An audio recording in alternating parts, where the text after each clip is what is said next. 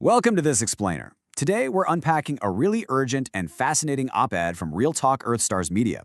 We're going to explore a crucial intersection, the massive clash between extreme weather, media accountability, and the deep political divide that's basically paralyzing our response to it all. So, let's jump right in and see what the author has laid out for us. Okay, we're kicking things off with a totally staggering number directly from the source, 204. As of August 2026, the state of Illinois experienced 204 tornado warnings. To put that into perspective, that's a huge 43% increase from the 142 tornadoes recorded back in 2024. And you know that 2024 number? That was formerly considered the highest count on record. The op-ed drops this statistic right out of the gate because it's a massive reality check. We're not talking about some far-off projection of the future here. This is exactly what's happening right now, on the ground, in actual communities today. Section 1, Nature does not vote. So here's the absolute core of the argument. Nature does not vote. The author really drives home the point that tornadoes, hurricanes, floods, extreme heat, and droughts, they literally do not check your political affiliation before they roll into your neighborhood. They could not care less about what political yard sign you have out front, which news network you prefer, or if you're someone who actively avoids politics altogether. The weather is completely 100% indifferent to human divisions. And building on that, the author points to a really deep, relatable societal frustration. Our environmental realities have become totally paralyzed by political division. We've collectively allowed natural events, things that impact every single one of us, regardless of our ideology, to become so incredibly divisive that just casually discussing the weather is somehow treated like a major controversy. The op-ed argues pretty forcefully that this gridlock has to break immediately, because nature definitely isn't hitting the pause button while we sit around and argue. Section 2, Media must connect the dots. Now, the op-ed sets up a really interesting contrast between two entirely different approaches to journalism. On one side, we have standard disaster coverage. You know exactly what this looks like, right? Images of destroyed homes, flooded streets, heartbreaking interviews with families, and broken temperature records. It's visceral. But the author warns that without deeper context, this can quickly devolve into mere clickbait, what somebody even called disaster porn. On the flip side, we have contextual reporting. This is the deep, dot-connecting journalism that we actually need as viewers. It stops to ask why this is happening, what the science actually says, and what communities must do to prepare. The author argues that just showing the devastation and immediately moving on to the next segment, that's a huge failure of responsibility. To fix this coverage gap, the op-ed makes the case that meteorologists, journalists, and media execs have an amazing opportunity and a real responsibility to step up and answer some essential questions. They need to clearly break down what the science is telling us, and honestly, what it isn't. They need to lay out what's changing over the decades, what isn't changing, what local trends look like, and most importantly, what choices we actually have left on the table. It's all about empowering the audience with real context, rather than just scaring them or treating the weather as entertainment. Section 3, Doing Your Own Homework. But because modern media so often falls short of that standard, the author pivots to the next logical solution. We absolutely have to do our own homework. We have to start demanding genuine thought leadership instead of settling for recycled political talking points. So instead of relying on a random social media thread to interpret a complex environmental event, the author challenges us to go read the actual research, go straight to trusted institutions like Yale, the Columbia Climate School, the University of Chicago, Northwestern, and Stanford. By going straight to the source of the science, you completely bypass the political spin. On top of that, the author highly recommends checking out independent reporting from voices who are actually willing to, get in the weeds. Organizations like We Don't Have Time, and folks like Betsy Rosenberg, Andy Revkin, and Heather Cox Richardson. These are the journalists and podcasters doing that deeper digging that usually gets cut from a standard 2-minute TV news segment.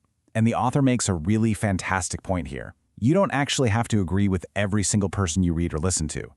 The whole goal is to read across a variety of sources, challenge your own biases, double-check the science, and then, armed with actual data, make up your own mind.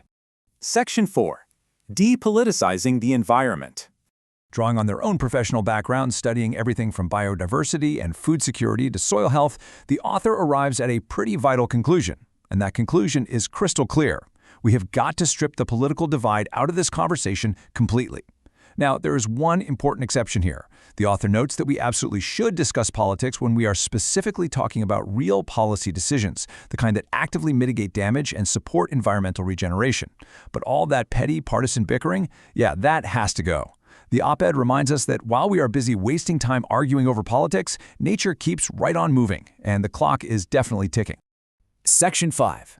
Think globally, start locally. So how in the world do we actually bypass all this massive political gridlock? Well, the author advocates for a highly localized approach, bringing the entire environmental conversation directly into our own backyards. And they break this massive global issue down into a super manageable 5-step local action plan. Step 1, examine your food. Step 2, protect your water. Step 3, support your local schools, especially when it comes to green initiatives and climate education. Step 4, audit your neighborhood's energy use and your personal purchasing habits. And Step 5, impact your local policies. It's a great reminder that your personal choices and community advocacy are where you can have the most direct, measurable impact. You don't have to save the whole world. You literally just have to start with your own community. Section 6. Culture flips the switch. Finally, we hit the core mission of EarthSTARS, and it introduces this truly fascinating theory on what it actually takes to motivate human beings to change their behavior.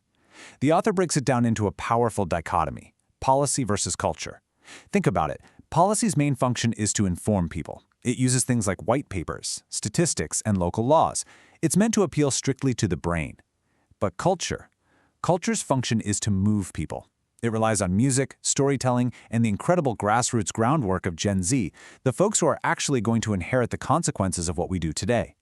The author makes the point that while statistics are absolutely necessary, they just aren't enough on their own. It's culture and the arts that actually grab our hearts and inspire action.